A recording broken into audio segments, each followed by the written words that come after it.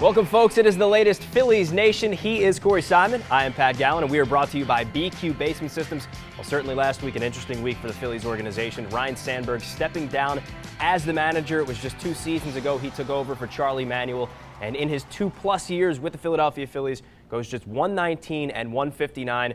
Wasn't really given a lot to work with over these past 2 seasons, and he decided it was time to get out before he was fired. Yeah, if you go back to 2 summers ago, it was pretty cool when Ryan Sandberg was brought in as Phillies manager, a former Hall of Famer, and the era of Phillies baseball had gotten stale under Charlie Manuel, but Ryan Sandberg proved an inability to get any more out of this team than what the talent dictated.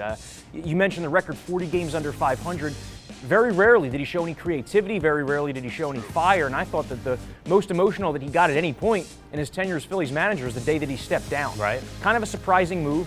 When he first stepped to the podium, it seemed like it might have been a forced resignation, but when he talked, it was very clear that he was the one walking away from the Phillies. Yeah. Look, he knew that there were changes coming above him and below him with trades, with hiring of new front office people, and he was not going to be long for this job anyway, probably a lame duck manager, and he preempted the Phillies by quitting before he could probably get fired. Yeah, there's no doubt that word you said, creativity, and he did certainly lack that. And it seemed like there was maybe a dividing line between the old school and the new school, and he's very old school. Very old He school. even said it himself. And in this day and age, that doesn't seem to fly in Major League Baseball. So maybe there was that dividing line between him and the players that he couldn't really get across. That could be one thing. It's also, we know as the Phillies are changing things all over the place, that he just decided, look, it's time to do it. It's time to step away before anything happens to me. Yeah, and the communication was lacking at points. I mean, Ryan Sandberg had issues last year with Jimmy Rollins, Dominic Brown, Ryan Howard. This year with, the Chase Utley, Jeff Francoeur on the mound thing against the Orioles. Right. Also Ken Giles a few weeks ago in Pittsburgh. The white flag, waving the white towel, that was pretty much it. Yeah, so, I mean, like you said, the game is shifting toward the younger managers, the Mike Matheny in St. Louis, the Robin Ventura in Chicago for the White Sox.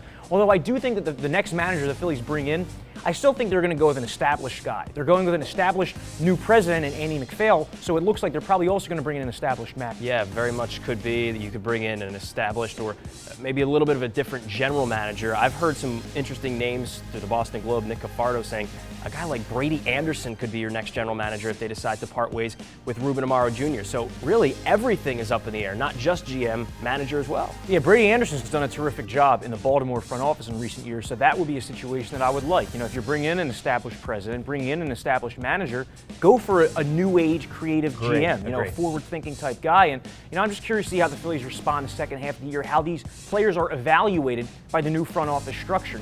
Dominic Brown, for example, he's a guy who there are a lot of questions surrounding, and he's going to get ample playing time over the second half. Is he long for this organization? That's going to be a decision the new regime is going to have to make. Certainly some interesting choices are coming with the Philadelphia Phillies. And Ryan Sandberg, for one, I will say this, it didn't go his way very much during his tenure here.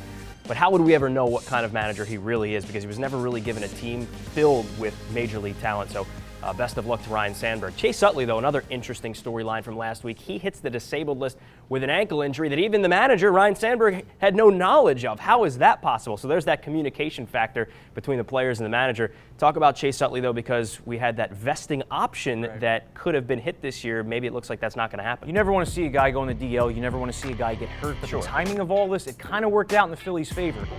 Because Cesar Hernandez has really been hitting lately. Yeah. Guy who over the weekend lit it up. I mean, the hits are there, the walks are there. He's working deep counts.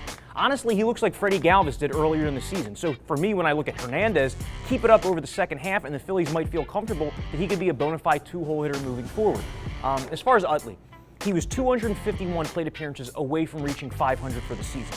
At 500 plate appearances, the vesting option for next year triggers at $15 million. The Phillies needed to find a way before the injury to get Utley to prevent him from getting there, and the way I worked it out was before he went on the DL, if he averaged just 2.78 plate appearances per game the rest of the way, he would have gotten to 500. Obviously, that number significantly changes now that he's on the DL, and it looks like he might be there for about a month. Now, wait, this is Chase Utley we're talking about here. Do you think that there was any way that we're really going to pull him out of the everyday lineup knowing that they had this $15 million option coming? Because, again, it is Chase Utley. He doesn't want to take himself out of the lineup. He wants to try and hit himself through this. Do you think that was going to be a possibility? He's hitting 179. It's the lowest batting average among all qualified players. So if the Phillies did do it, they could have passed it off as a playing time issue, not an option-related issue. You would have thought it would have happened already. You would have thought it would happen already, and I get your point that the Phillies probably would have been more loyal to Utley than to do that. But I think that, at the end of the day, as loyal as they've been in, re-signing guys like Utley, Ruiz, Howard, all these guys when they were probably past their primes and past the point where they were going to be productive players.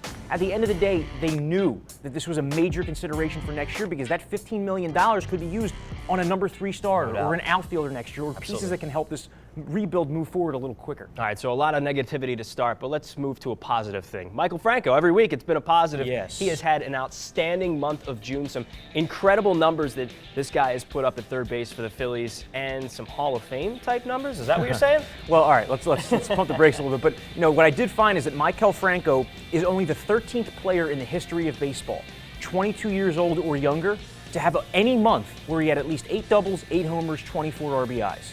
Okay, that's not a wonky stat. I'm talking doubles, homers, RBIs, 8, 8, and 24. There have only been 13 guys total ever, 22 or younger, to do that. Wow. And some of these names, Joe DiMaggio, Hank Aaron, Mel Ott, A-Rod, Johnny Bench, Eddie Matthews, Eddie Murray. It's a ridiculous list that Michael Franco's on, and you just don't see guys come up at that age and produce that much power.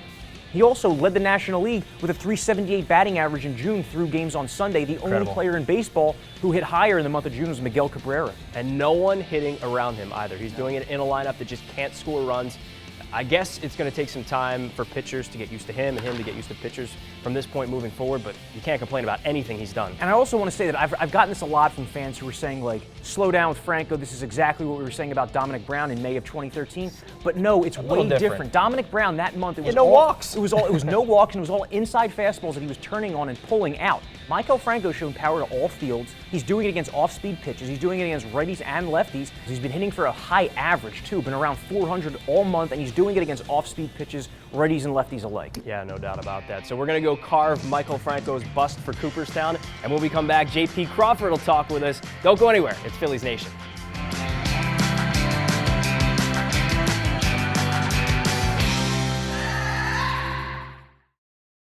Phillies Nation is presented by BQ Basement Systems, the Philadelphia region's premier basement contractor.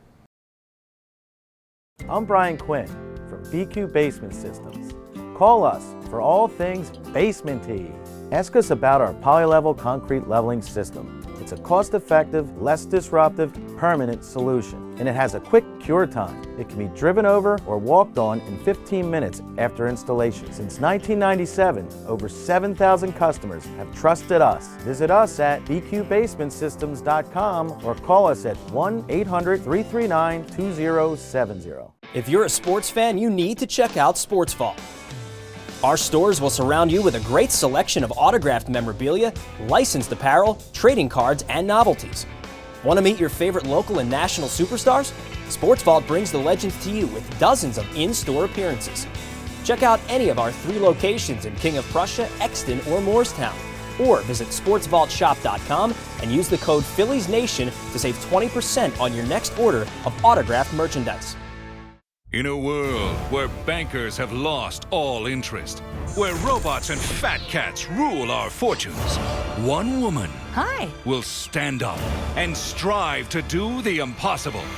Be treated like a person. Friends and neighbors will join her quest. Ordinary people will band together against the forces of corporate greed. And together they will form Philadelphia Federal Credit Union, already in a neighborhood near you. Philly has a long sports history filled with great players and moments. Shibe Vintage Sports in Center City relives the glory years with fashionable attire for all your favorite teams. Separate yourself from the crowd with the hippest Eagles, Phillies, Flyers, and Sixers gear. Pick up some unique shirts featuring local teams of yesteryear, or come to fun events where you can learn about your favorite teams. So if you're a sports fan, then you need to check out Shibe Vintage Sports. Visit them at 13th and Walnut or shibesports.com. Phillies Nation is filmed each week at Fieldhouse Sports and Beer Hall in Center City, Philadelphia. Come by all season long for delicious food, daily craft beer specials, and live music every Saturday. Welcome back. It's Phillies Nation with Corey Seidman and Pat Gallen. This segment is brought to you by the Sports Vault. Save 25% off Michael Franco autographed bats and framed photos this week. Look for the deal of the week at sportsvaultshop.com. What an impressive season J.P. Crawford has had so far. The numbers are off the charts at both single A and now double A. J.P. Crawford's reached base in every single game at double A, 41 consecutive games reaching base at least once. We caught up with him. Let's hear from him. While Phillies fans anxiously wait for the arrival of top prospect J.P. Crawford, he's already made a fan of one former Phillies All-Star. He's a very mature kid. He always has been a very confident kid. Likes those pressure situations. He likes to be up when the game's on the line. He likes to have the ball hit to him when the situation calls for it. I've been very impressed with him. You know, he can do a lot of things. He can hit the ball the other way. He can hit that hole when someone's on first base. He can hit for power if you need him to. He'll drop down a bunt once in a while. Not afraid to draw a walk. I mean, I've been very impressed with the way he swings the bat. Defensively, he's been solid. He's making all the plays. He's making the routine plays. He's made some great plays. He's getting better with his backhand. And the thing that really impresses me is his release is so quick. He's turned some double plays where it doesn't even look like he catches the ball and it's already in flight. So what everybody has written about him and talked about him, he's really good.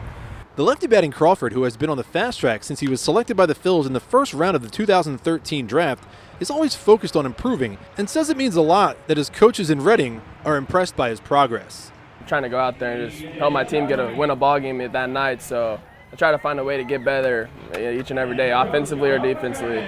So I'm very honored by that. Promoted by Reading in late May, the 6'2", 180-pounder has noticed some differences from Class A Advanced Clearwater, where he torched the Florida State League. The speed of the game, and the pitchers have a lot more experience, and they know what they're doing out there. They know how to get people out. Crawford, who is 20 years old, has worked hard to develop himself physically in his 2 years as a pro. The head of the strength and conditioning program, Jason, he's been doing a good job with me, making sure I get good workout plans in during the week, and I'm just trying to get stronger each and every day. It's been paying off. A California native, Crawford looks to a couple of big leaguers from his area for inspiration as he climbs the developmental ladder towards the bigs. Aaron Hicks and Travis d'Arnaud, those two, I follow them all the way till now. I work out with them in the off-season, looked up to them as a kid, and just to see them in the show right now balling too, it's real cool to see him up there doing well. Aaron Hicks, he from Long Beach too. Everybody always compared me to him growing up, and he went to a rival school, Long Beach Wilson. And so we work out in the off-season together all the time, and it's great. According to his coach, Mickey Morandini, Crawford has as much of a chance as anyone in the AA Eastern League of joining the major league ranks. You know when someone's got it, and you see it on other teams with certain players, and it's a little different here because I get to watch JP play every day. But when a team comes through and you see him for 3 or 4 games, you get a feel in those 4 games who can play and who's got a chance and things like that. And JP stands out as much as anybody else in this league. From Arm & Hammer Park in Trenton, New Jersey, I'm Jay Floyd.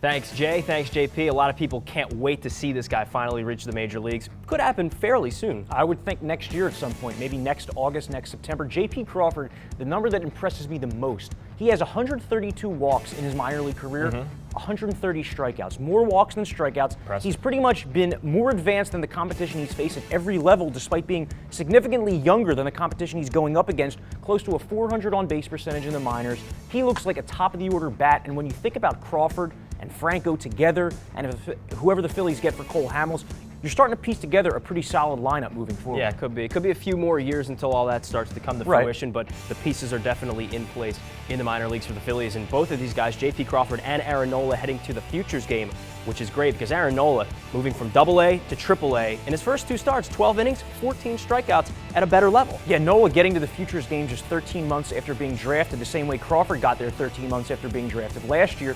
It's just finally starting to feel real, isn't it? Like Nola approaching the bigs, Crawford speeding through the system, Maikel Franco up here now producing. It's all beginning to feel less like it's talent and potential and more like it's on-field results. Well, let's not pin all of our hopes here on J.P. Crawford and Aaron Nola. It's going to take much more than that to get back to that level they were at in 07, 08, and 09. But the core seems to be there. The core does seem to be there. Definitely a good start. Let's go by the numbers, and it's brought to you by Shibe Vintage Sports. Check out their new USA Soccer shirt at 13th and Walnut in Center City. It's, of course, perfect for July 4th weekend. My number's 50. St. Louis Cardinals, the first team in Major League Baseball to get to 50 wins this year. They did it in less than 75 games. The last team to do that, the 1998 Atlanta Braves. Wow. Yeah. And the Phillies, the first team to 50 losses. But my number's 15-1-5, and that is Max Scherzer's first 15 starts. I want to throw up this graphic. Look at this. This is how Max Scherzer compares over his first 15 starts this year to Clayton Kershaw, who had one of the best, most dominant seasons a pitcher has ever had. Last year, Scherzer almost outdoing him. He's been worth every penny. Already faced the Phillies 4 times. Nationals won all 4 of those games, and obviously facing that NL East competition is going to decrease your ERA. Yeah, no doubt about it. You know who's good with numbers as well? It's Sean Foreman. And you caught up with Sean Foreman. Here's Sean Foreman by the numbers. There was one number you gave me before off camera, and just throw it at me again and explain the story behind it. Sure. So the number is 104. So we obviously have a strong historical bent. We have box scores for every game back to 1914, stats for every player back to 1871. So oftentimes people view these stats as being written in stone and just the numbers. But what you find is the further back you go, the more the numbers are actually estimates of what happened on the field. So in 1912, Heine Zimmerman led the National League in batting average, led the National League in home runs with 14, which would not obviously do it this year, but that was the dead. It might do it this year, yeah, based on the way the offensive That's climate is going. That's true, but it was the dead ball era at that point. So 14 home runs. So he had the batting average and the home run lead. Now, if you look in the Macmillan Encyclopedia from '69, he was second in RBIs to Honus Wagner. Well, there are a number of conflicting reports as to what his RBIs were, and RBIs didn't actually become an official stat until 1920. They didn't actually define it well until 1930. So, pre-1930 RBI numbers are always something that has a lot of fuzziness in them. So, there are researchers, people who enjoy this sort of thing. They go back, and there's a researcher, Herm Krabenoff, who went back and reconstructed the circumstances of every run scored in the 1912 National League. And based on his research, Heine Zimmerman actually had 104 RBIs, which led the league. And so on the site, if you looked at the site in the last month or two, we now credit Heine Zimmerman with a triple crown, giving the Cubs their only triple crown. So it's a fluid situation. I like to joke that if and when I get to heaven, I want to see God's baseball encyclopedia, because presumably he has the correct numbers in his. So it's something that people are continually looking at, continually working on, and trying to nail down. Zimmerman's an interesting character in his own right, because he was later banned from baseball for gambling activities. Wow. And I don't remember the exact circumstances of his death, but he had mob entanglements throughout his later life, so in New Jersey. So he was an interesting guy, and people might want to look him up and read a little bit about him. These are the tales you can only get here at the Baseball Reference headquarters. Thanks for having us, Sean. My pleasure.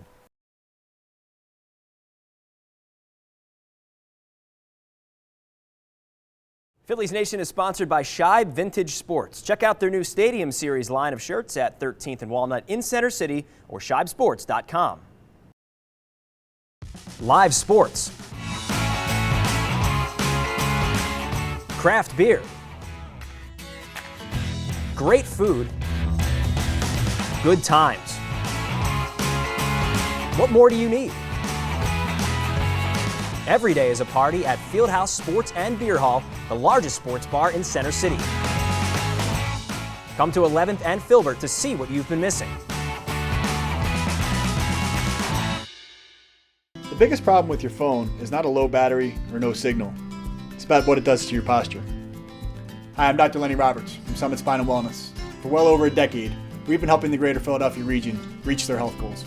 This is the most common posture problem that I see, but you have no idea about the long-term neck and back issues you can suffer from if you don't correct your text neck. You don't have to live like this. We can correct your posture. Your initial consultation is free. Call Summit Spine and Wellness now at 215-487-2500. Spring is in the air. Unfortunately, for many of our Delaware Valley customers, spring means wet basements and crawl spaces. If this is something you struggle with, call BQ Basement Systems. We're the experts in identifying where the water is coming in from, how to get it out, how to keep it out for good. Give BQ a call, and one of our certified inspectors will come out to give you a free evaluation and estimate. Visit us at bqbasementsystems.com or call us at 1-800-339-2070. Philly has a long sports history filled with great players and moments. Shibe Vintage Sports in Center City relives the glory years with fashionable attire for all your favorite teams. Separate yourself from the crowd with the hippest Eagles, Phillies, Flyers, and Sixers gear. Pick up some unique shirts featuring local teams of yesteryear, or come to fun events where you can learn about your favorite teams. So if you're a sports fan, then you need to check out Shibe Vintage Sports. Visit them at 13th and Walnut or shibesports.com. Welcome back to PNTV. We'll have an update on the Cole Hamels trade situation coming up, but first we go to Natalie Eganoff. She is at Cole Hamels Diamonds and Denim event. Thanks, guys. That's right. We're here at B on North Broad Street for the 6th annual Hamels Foundation Diamonds and Denim event. So many of the players and local personalities have come out tonight to support education in the city of Philadelphia and in Africa. And we even learned a little bit more about the players' childhoods. Childhood summers. I would ride my bike until my legs got tired, play a lot of baseball.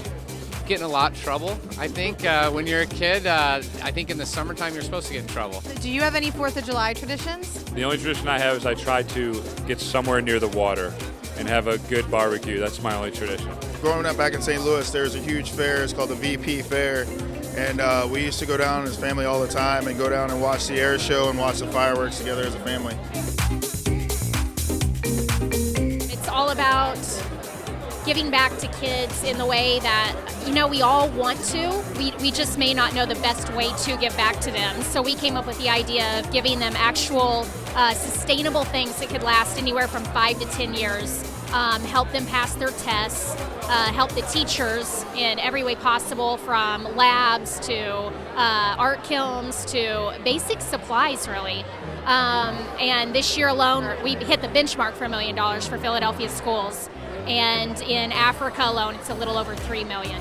We've definitely seen the benefits of what it is that they've been going on and doing, and just helping kids. So, it's always great to be able to come back, benefit, and check out some of these auction items to try to help the cause. It's going to set them up for success later on in their life. Hopefully gives them a better opportunity in high school, which then leads on to either college, junior colleges, any sort of program to then go into the real world and know that they have a fighting chance and a better opportunity to live a better dream.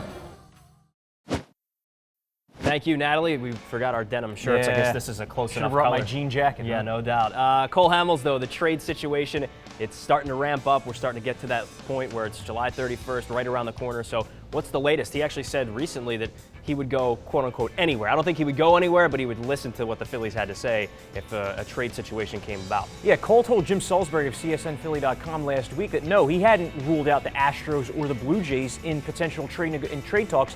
Cole has that limited no trade clause, obviously, and why would he have ruled those teams out? Those are going to be better situations over the life of his contract than the Phillies would be. Obviously, Toronto being in Canada, the tax situation is different, and that can affect some players, and Houston has long been a doormat, but they appear to be, on the up and up right now. So I think Cole would accept a trade probably anywhere, as long as it's not a situation that's also rebuilding. But I wrote an article last week at CSN Philly you guys should check out. It was looking at trades for aces and number 2 starters over the last 5 seasons, and you might think that the returns aren't strong, but they actually are pretty damn good if you look at them. A couple of them, like a Jeff Samardzija, who was traded last season.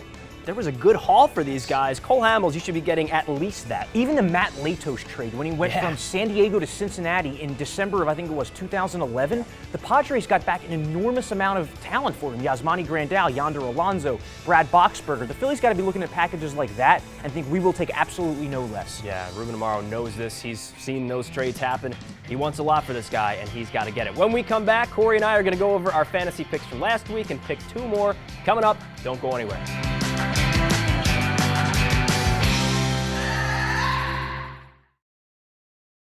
Play daily fantasy baseball for free on DraftKings.com with the official daily fantasy partner of Major League Baseball. Enter promo code PHILS for free entry. Behold, we are in the presence of champions. Fantasy sports legends who have earned hundreds of thousands of dollars playing online. Meet Arlie Gonzalez. Average guy, superior sports knowledge. Picked a team in minutes and won enough to throw the party of a lifetime. In outer space. Former accountant Derek Bradley. DraftKings One Day Fantasy Baseball took him from a guy with holes in his underpants to a guy with bikini models in them. How do we turn our love of fantasy sports into reality cash? DraftKings.com. They have one-day games, so you're not locked in. It's like a new season every time you play. And best of all, you could win a shipload of money. Start playing today for your share of $1 billion. Use promo code PITCH and get free entry in our 100K baseball contest on opening day. more sports, more winners, more millionaires. Get to DraftKings.com now. In a world where bankers have lost all interest, where robots and fat cats rule our fortunes, one woman will stand up and strive to do the impossible. Be treated like a person. Friends and neighbors will join her quest. Ordinary people will band together against the forces of corporate greed. And together they will form Philadelphia Federal Credit Union, already in a neighborhood near you. I'm Brian Quinn from BQ Basement Systems. Call us for all things basement-y. Ask us about our poly-level concrete leveling system. It's a cost-effective, less disruptive, permanent solution. And it has a quick cure time. It can be driven over or walked on in 15 minutes after installation. Since 1997, over 7,000 customers have trusted us. Visit us at bqbasementsystems.com or call us at 1-800-339-2070. Travel is not the exciting adventure it used to be. I still love the destination, yet getting there can be a hassle unless you travel like the pros. Major League Vacations offers exciting personal or group travel options to your team's away game or your favorite vacation destinations. MLV does all the legwork. You focus on the experience. For more than 20 years, MLV has been a trusted partner to thousands of people just like you. Visit MLV.com and make travel exciting again, or call 800-222-6256. Tell them Ricky Bo sent you. We're back on Phillies Nation, presented by BQ Basement Systems. It's time for our fantasy picks from last week and this week. They, of course, are brought to you by DraftKings.com. Play for free at DraftKings.com. You can enter the promo code PHILS. How'd you do last week? I had Ian Kennedy, the Padres pitcher, and he did allow 6 runs, but only 1 was earned. So 6 innings, 6 strikeouts, 1 earned run, not bad. Quality start against the Giants, it was. And offensively, I had Randall Grichuk of the Cardinals. Did not like to see it. He was moved down from first or second to 8th in the order. Had a pretty poor week, going 4 for 27 strikeouts, so looking for more production from Randall Grichuk. How about you? Sorry, at least you could admit defeat. Taylor Jungmann was it's Youngman or Jungmann? Youngman. It's a soft J, right? Youngman. He had a decent start, 5 innings, no runs, and 5 strikeouts earlier in the week against the Mets. And Alex Rodriguez was my hitter, 7 for 22 with a home run and 4 runs batted in, plus 4 walks this week. Where's this guy coming from? He's like 86 years old. He's still hitting the ball, though. Faced the Phillies pitching this week. He did. How about this week? I got Steven Matz, the Mets left-handed pitcher who debuted on Sunday. Stellar debut, 7 innings, 2 earned runs, 3 for 3 with 4 RBIs. It was the most RBIs in a Mets debut ever. I'm talking pitcher, position player, anybody. Really? Yes, so the guy can hit. That's the craziest thing. These pitchers, Noah Syndergaard, Steven Matz, they can also hit. They're all like 7 feet tall, that's why. So offensively, I have Yasmani Tomas, the guy the Phillies pursued in the offseason. Been batting over .315 for the last month and a half. So batting in that Diamondbacks lineup behind Paul Goldschmidt, a lot of RBI opportunities. I'm going Jose Fernandez, his first start back, coming off the DL from Tommy John surgery. He pitches on Thursday. And A.J. Pollock, also from the Arizona Diamondbacks, hitting in that lineup with Paul Goldschmidt. They have 7 games at home due to the Diamondbacks, and you can hit pretty well at Chase Field out in Arizona. That's going to do it for us here on Phillies Nation. A thank you to J.P. Crawford, Natalie, everyone here at Phillies Nation. He's Corey. I'm Pat. We'll talk to you next time.